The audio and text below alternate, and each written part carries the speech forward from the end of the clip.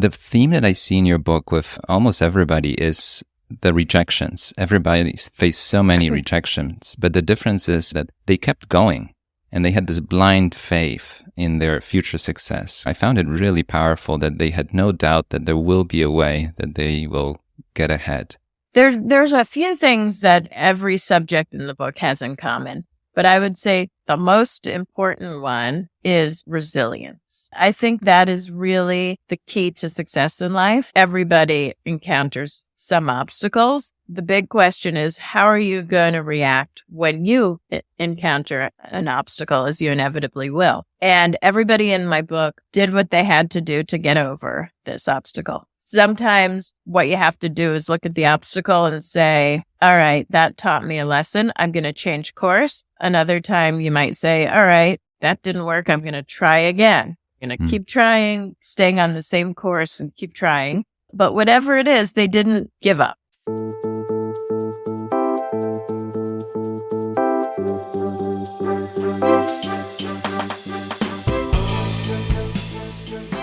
Welcome to Talking Billions. We talk about big ideas, big inspirations, big topics. We take on the hardest subject of all, money. How to make it, save it, keep it. But our conversations lead us to an even bigger question: what it means to live a rich life beyond money. My guests share their practices, principles, and evergreen wisdom.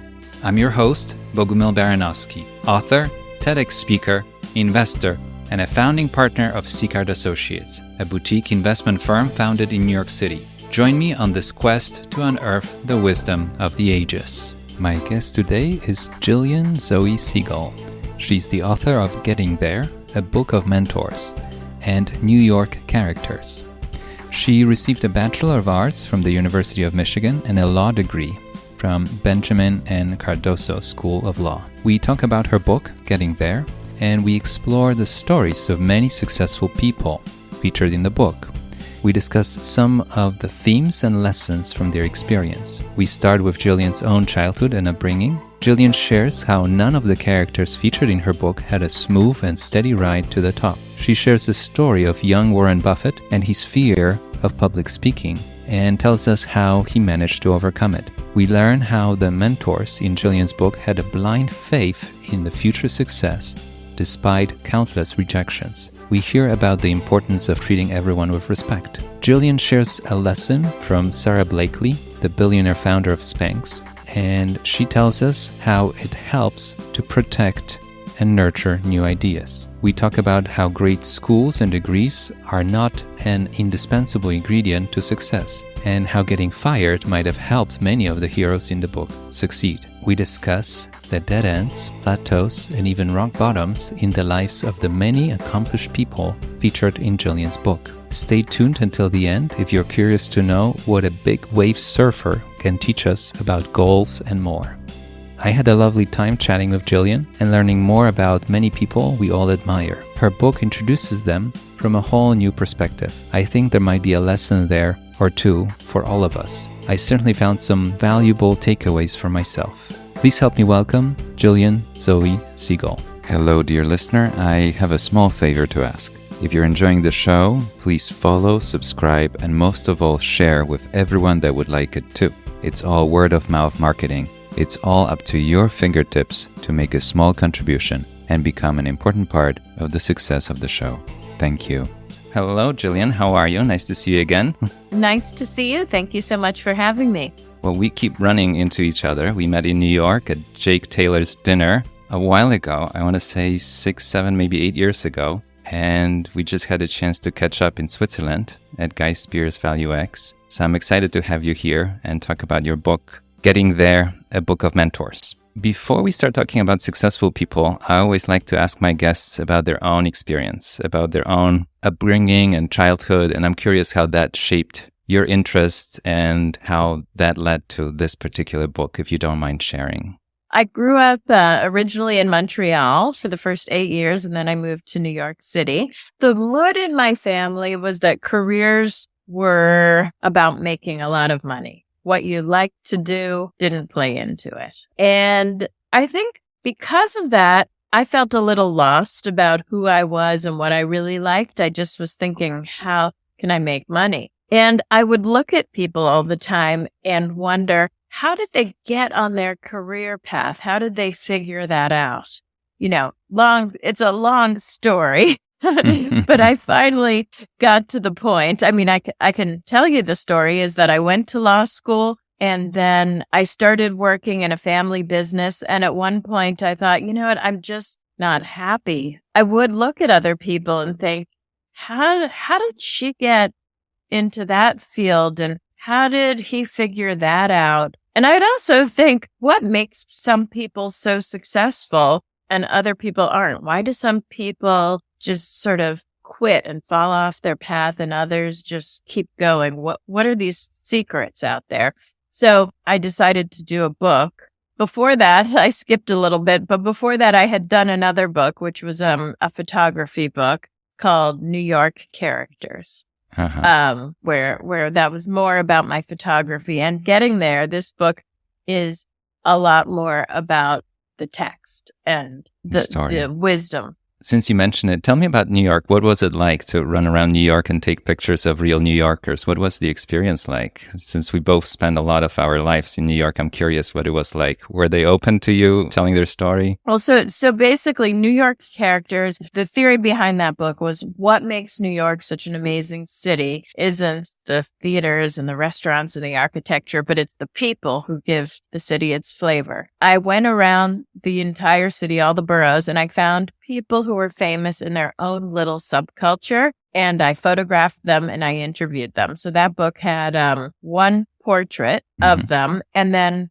one page, which was just basically a profile on them. Some of them were very receptive and some of them were very not receptive. There were some famous people who I included in there, like Spike Lee. And I think I had to call his office about 30 times before finally winning over some random assistant and getting an appointment to interview and photograph him. What an experience. It prepares you for this book, reaching out to all those famous people and giving them a chance to share their story. You mention in the book how, from the outside, you saw those successful people as somebody that had a steady, easy climb to the top. And I think we all look at them the same way because we get to know them once they're at the top. And we think it was easy. What do you think now after interviewing and talking to so many successful people? Was it an easy path to the top? I think that an easy path to the top is practically impossible. I think that I actually, when I was starting to find the subjects for my book, I was looking for people who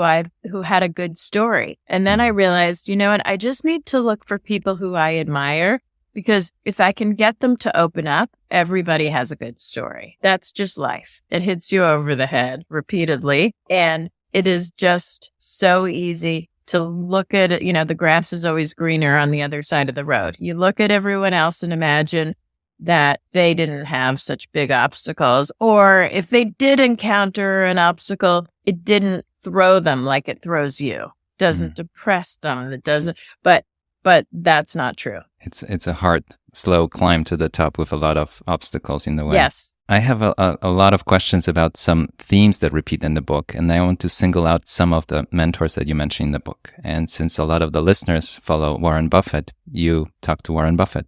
And we see him as somebody that stands up and talks to tens of thousands of people every year, and probably to many more people throughout the year. But in the book, we get to know him from a whole different angle, somebody who was so afraid of public speaking. Can you tell me more? What was Warren Buffett like in those early days? Up until the age of 20, Warren Buffett was petrified about speaking in public. And I'm not kidding about this. It was so bad that he would literally throw up if he had to do it. And he would arrange his life so that he never found himself in front of a group of people. So if there was a class where part of it was that you had to make a presentation, he just wouldn't take it. And he knew that this was an obstacle. When he was in business school at Columbia, he signed up for a public speaking course. He chickened out and canceled the check.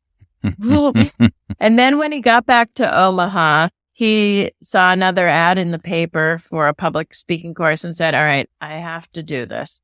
And he went and he paid cash so that he would not be able to chicken out. He'd feel too bad about losing his money. And he did it. And he said that's like the best spent $100 he's ever spent because it changed his life. he has his certificate.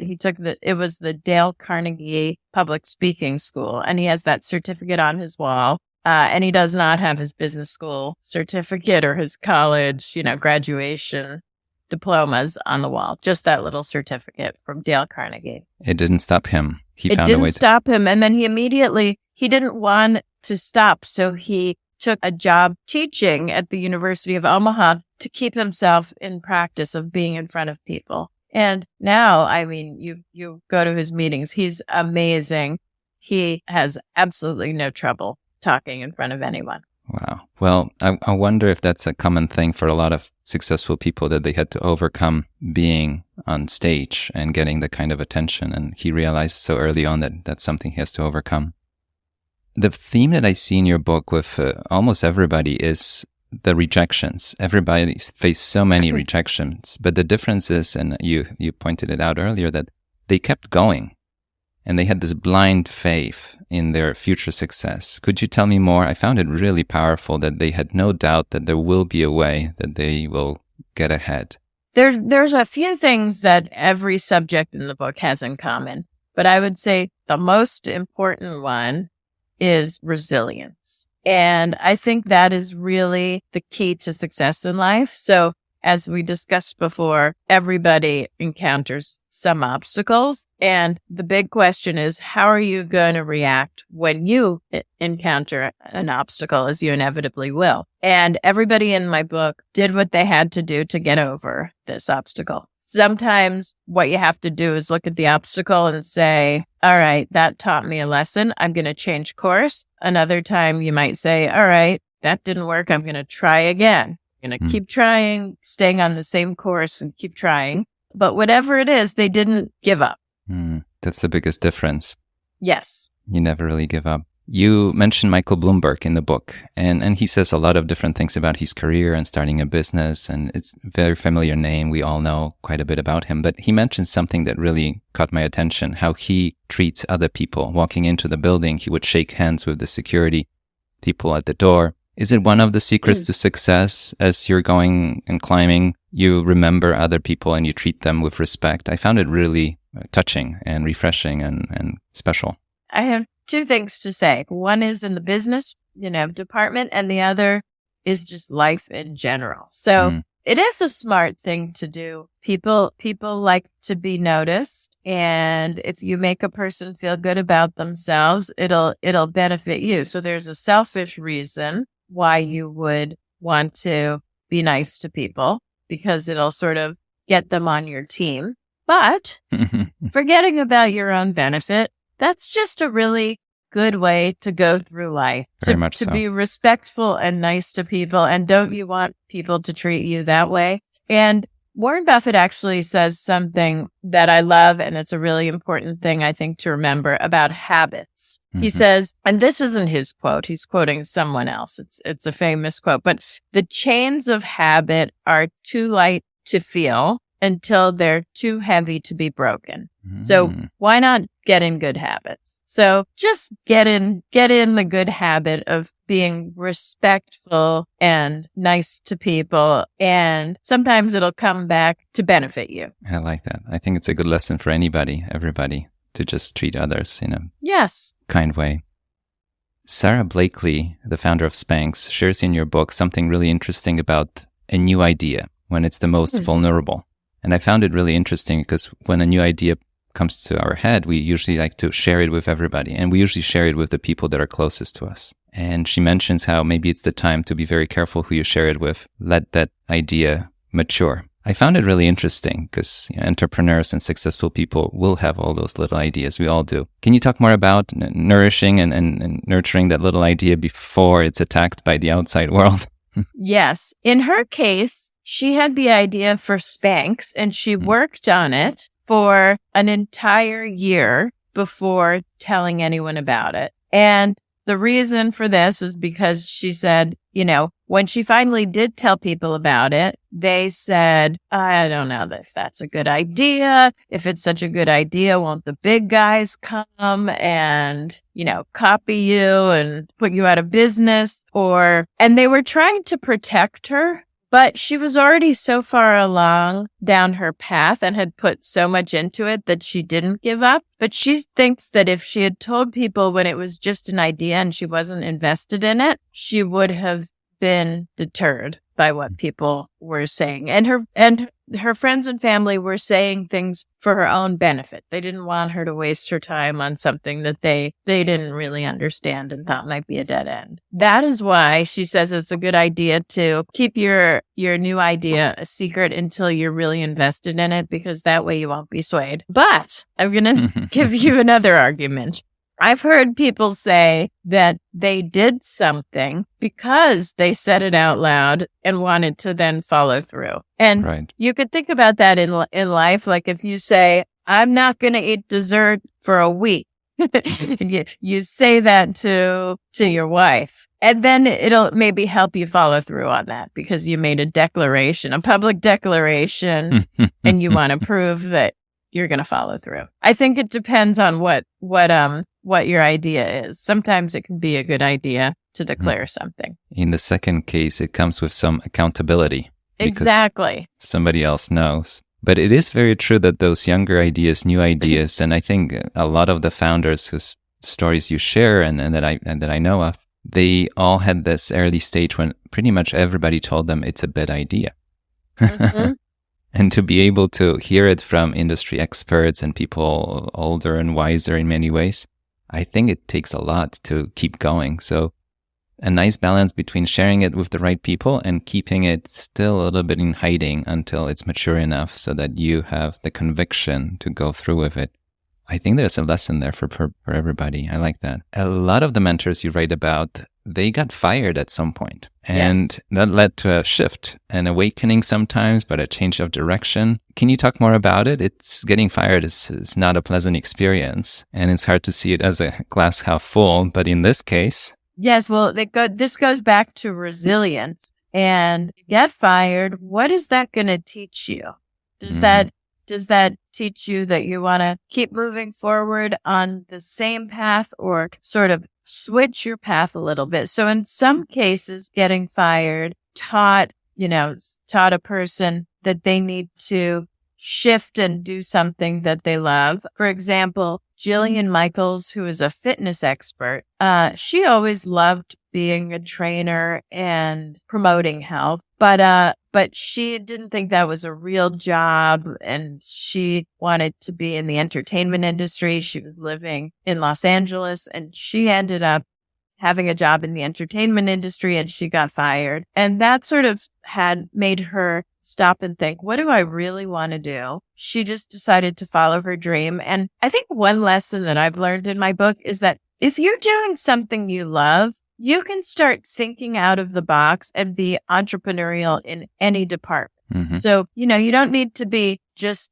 a trainer who works by the hour in the gym. You can start having a YouTube channel and promoting yourselves and then promoting products, or, in her case, she became a TV personality. She was on this show called The Biggest Loser as a coach. And anyway, I think that you can make a good business out of a lot of different interests. It's an opportunity for reinvention in a way. Yes. And seeing other options. It's really interesting how a lot of the stories that you mentioned, people got fired and it really sped them up on the journey they were on. Yes. So a glass half full at the end of the day. I was thinking about schools and getting good grades. You were told to finish schools, get good grades. But now and again, in the stories that you mention, so many times I hear how the mentors, the successful people you feature, they were not so good at school. They actually struggled. And some were told not to pursue certain fields that they actually ended up in, which was really interesting. Can you talk more about it? We see schools as, the highway to success, but is it always? Absolutely not. So I think that 9 out of my 30 subjects in my book did not graduate from college. Mm-hmm. Some of them, Hans Zimmer, who is a film score composer, he's a composer, a very, very successful one. And he was kicked out of 9 schools. Could you imagine? 9? No. Anyway, a lot of people didn't graduate school, or school wasn't for them. I think that is encouraging, because we sort of live in a society where some people feel like the be all end all is what school you go to and what school you get into. And there's a lot of stress around that. But really, in the real world, going to a good school will get your foot into certain doors. But once your foot's in the door, if you don't perform, then you're not going to be able to stick around. A lot of times, if you're doing something entrepreneurial, it really doesn't matter what school you went to. It's what you do and how you hustle and your resilience and a lot of other attributes. So I found it very inspirational that it doesn't really matter what school you went to. They made their own success if they had to, even if the school or the teachers didn't provide it. I like that. Well, let's single somebody out. So Rachel Zoe, a fashion designer, in your book mentions how she thought she's going to be a restaurant hostess for the rest of her life. And it's something that's mentioned in your book many times, how a lot of the successful people reached a dead end or a plateau or even a rock bottom period in their life. But then from this place, they were able to rise and succeed. And I think it goes back again to resilience, but it looks like a strength building time before they're ready for a leap. And sometimes it was multiple years of really no progress if you're watching somebody's life. Can you talk more about it? Because we all find ourselves in times of plateau where it feels like there's no change, but maybe it's a preparation for the next leap. Yes, I think that, it's hard to see something when you're in it. It's easier to understand something when you're looking back, and then you can sort of connect the dots and see how something taught you something that was, crucial for getting to the next stage in your life. The key is to be fluid in your career path and keep your eyes open for new opportunities. So Michael Bloomberg is an example of somebody who he worked at Salomon Brothers, and he's also an example of somebody who got fired. And he thought he would stay there for the rest of his life. He was happy, but he got fired. And that's when he decided to start his own company. I wanted to ask you about Helen Gale, the former CARE USA president CEO, which is an international humanitarian organization. And when I read your book for the first time years ago, I remember this sentence, and I was reading this book all over again the last few weeks, and this sentence or idea stood out to me. She says how it matters to be for something than against something. And I really liked it because a lot of the big ideas that we have out there, or even businesses, the way they think, sometimes we're going against something or we're replacing something. But what about being for something instead, a more positive spin to it? Fighting poverty instead of promoting things that lead to better lives. Yes. I like that idea. I love this. I think especially in this world, there's so many, there's so many people who are just complaining about everything. That, complaining is part of change. But I think what promotes change more effectively is showing others the way and starting things that move forward in the right direction. And that's what she means. So instead of just saying, oh, I'm anti this and I'm going to protest this, go about it from the other side of the coin. Show people the way and promote good things.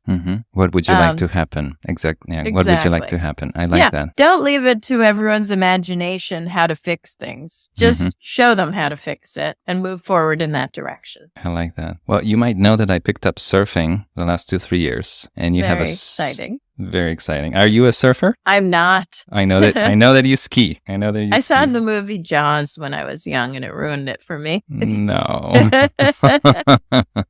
Well, you have a surfer, a big wave surfer, Laird Hamilton, in your book. Yes. And I reread it, that part with different eyes since I'm a surfer now. And he writes that his goals are constantly evolving. So he's never entirely there. He hasn't achieved the final goal.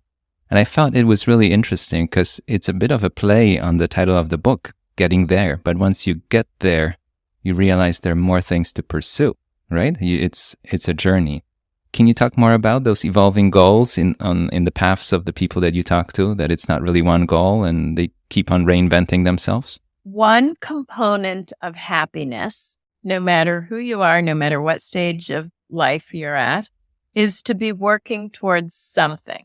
And whatever this something is can be vastly different for different people, but it has to be something that gets you going. It could be a sport. It could be doing charity. It could be promoting your business. It could be being the best parent you could be. There's a lot of different things that it can be, but you have to be working towards something. So basically, Laird Hamilton said that if your goal is to achieve something and then you achieve it, then where do you go? And he says he's known a lot of people who reach their goal and then what? And then they get depressed. In order to battle this, he sort of shifts his goal. Like once he gets to a certain level, then he shifts his goal to be something else. And I think that's really smart. And I think that that is something, if you're 85 years old, figure out something. Maybe you're going to watch, a lot of movies and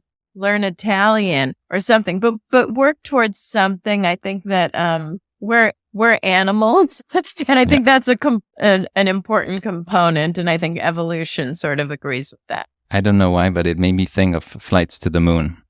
And by accident, my wife and I watched the SpaceX launch over the night horizon a week ago.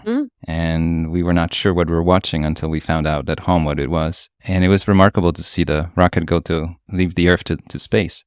And then I looked up some books about moon flights and the people that flew to the moon. And they would often say before the flight that they can't imagine anything else that would beat it in their life. And when you really think about it, it's true. What else can you do in life? And I think the journey, the fun part of the journey is to keep on finding goals that you can continue to pursue, although the ones that seemed out of reach, you achieved already. And I think that's what I liked about what we just talked about, that you keep on finding new goals and new ways to pursue something new, something different. Would you like to talk about the article and the seven ideas that you shared? Well, so I've written a bunch of different articles for when this book came out. And one of them was the 7 things. It's about the 7 things that everybody in my book had in common. They're all the most successful people, some of the most successful people in the world. And so one of the things they all had in common was that they understand their circle of competence. And basically, it's important to understand your strengths and weaknesses. And Warren Buffett talks about this in his essay, and he quotes Tom Watson, who is the founder of IBM. And he said, "I'm no genius, but I'm smart in spots, and I stay around those spots." So, if we took Warren Buffett and put him into Anderson Cooper's shoes, he might not be a good work correspondent, and vice versa. So people, you've got to know what you're good at and what you're bad at and focus on that. And I also had John Paul DeJoria. He's the billionaire co-founder of the Patron Spirits Company and John Paul Mitchell Systems, which is a hair care company. And he basically says he's terrible at details, accounting and that kind of stuff. So he hires people to do that for him and frees himself up. That's you just have to partner with people who have complementary skill sets to you, where you excel and where you don't. Another thing is they harness their passions, and we sort of spoke about this a little bit, where you can be entrepreneurial in almost any field, but you have to find a field that you are really interested in. Otherwise, you won't have the energy to overcome the inevitable obstacles you're going to overcome. And back to Hans Zimmer, who we talked about earlier, he jokes in his essay, "Whenever I need legal or medical advice, I go announce my problems to my orchestra. Half are doctors and half are lawyers whose parents forced them into those jobs." Wow. So that's what happens. We also talked about being fluid in your career path. And they also all created their own opportunities. So none of them just waited around for someone to recognize a talent in them and offer them a break. It would be great if the world worked that way, but unfortunately it doesn't. If you want something, you have to figure out a way to make that happen. An example of that is Anderson Cooper, again, who wanted to be a foreign news correspondent but couldn't get an entry-level job. He ended up just going out on his own and making a reel and getting a job at a very small place called Channel One that would make programming for schools. It would play this programming in schools, and he started that way. The other thing is my subjects all question everything. They don't blindly follow others. They're independent thinkers and they think on their own. And one example is Gary Hirschberg, who founded Stonyfield Farms, which is an organic company. It makes organic dairy products. And when he started, people made fun of him and they said, organic, does that like mean it has dirt in it? And, now every major brand has an organic line. It took Stonyfield, his company, 9 years to make its first nickel, but he was a leader. Yet they don't let fear of failure deter them. So that's a big one. And it's linked to resilience. But I think that this is a really, Kathy Ireland she was a supermodel turned entrepreneurial mogul. And she says, if you never fail, it means you're not trying hard enough. She was a model, and then she wanted to start her own company, and she felt like she was getting older, so she failed for years at various startups. She tried a microbrewery, a skincare line, several different art projects. None of it worked. Then she finally launched her own brand, which is called Kathy Ireland Worldwide, and it's now worth billions of dollars, and she has her name on more than 15,000 products. So it didn't happen easily. So many people in her shoes would have said, all right, I tried and it doesn't work. Maybe I need to be a housewife, but not her. She didn't let the fear of failure deter her, and she kept going. And she actually learned those lessons modeling, because when you model, you go up for jobs and you don't get every job that you are offered. It's the best training. Rejection. I think that comes back in your book many times, that a lot of people had a lot of experience with rejection, which prepared them to try even harder and keep going. And back to John Paul DeJoria, he was fired from 3 jobs and he lived in his car on $2.50 a day. And, then he established great success. And the architect, Frank Gehry, he was on the verge of bankruptcy several times before reaching solid ground. Anyway, on and on and on I could go. There's a theme about the rock bottom for a lot of the successful people, that they reach a point where it looks like, if this is not failure, I don't know what is, but still they rise from it and they succeed. Yes. I'm curious to ask you as the last question about your own definition of success. You've talked to so many people, and it might have influenced your own definition of success. And it's been a few years since the book came out. And I'm curious about, how would you know you're there? If it's a place or if you're on the right track? I would define success as happiness. I think that if you're happy, then you're a success, because it's not a financial game. Different people require a different amount of money. And the amount of money you have doesn't necessarily make you happy. But it's important to know that what makes one person happy isn't what makes somebody else happy. I think there are some components of happiness, like we talked about, working towards something. I think that that's something that a lot of people will find that they need in order to be happy. But it's not a game of how many billions you can rack up. So a lot of people make that much money and are miserable. If you find yourself being happy, then you are a success. And if you're not happy, think about what you require really to make you happy and check whether you think you have good values or not. That's a beautiful way to wrap it up. Gillian, thank you so much. It was a lovely conversation. I learned a lot, and I will include the link both to your book and to the article for anybody curious to explore more. And we only really scraped the surface here, because each story has so much, and we talked about some common ideas, but I think for anybody curious about a particular industry or an individual, there's so much more in your book to discover. Thank you so much for having me. Wonderful. This was fun. You were listening to Talking Billions. We talk about big ideas, big inspirations, big topics. We take on the hardest subject of all, money. But our conversations lead us to an even bigger question: what it means to live a rich life beyond money. If you enjoyed the show, please take a moment and follow, subscribe, rate, and share with friends and family. We rely on word of mouth to promote the show. One click for you means the world to us.